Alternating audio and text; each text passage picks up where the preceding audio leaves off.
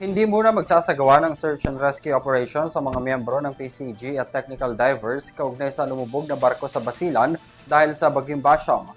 Sa oras raw na umayos ang lagay ng panahon bukas, agad magpapatupad ng full deployment ang Coast Guard para mahanap pa ang mga nawawala.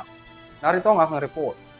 Kinumpirma ng Philippine Coast Guard na pansamantala munang itinigil ang search and rescue operations ngayong araw kaugnay sa lumubog na barko sa Basilan dulot ng Bagyong Basyong.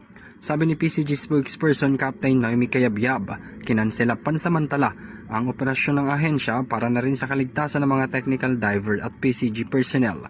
Patuloy rin anyang silang nakakatanggap ng report ng mga nawawala sa kani-kanilang mga pamilya. Sakali raw na bumuti ang lagay ng panahon bukas ay agad na ipagpapatuloy ang paghahanap sa mga nawawala pa. Sa ngayon kasi kailangan munang manatili sa mga pantalan ang mga ginagamit na barko.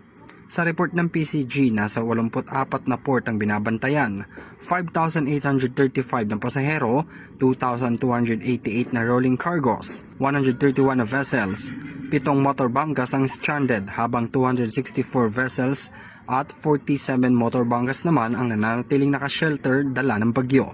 Lahat yan ay sakop ng Northeastern Mindanao. Samantala, as of February 6, pumalo na sa 45 ang nasawi at 316 ang nakaligtas noong lumubog ang barko pasado alauna ng madaling araw noong January 26, 2026. Natunton na rin ng PCG ang lokasyon ng barko at ito ang isa sa mga pangunahing sisisirin mula ng mga diver kapag bumalik na ang kanilang operasyon.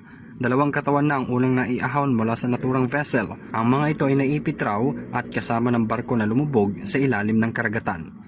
Para sa EuroTV News, ako si Henry V. Nicolas, sumasaludo sa bawat Pilipino.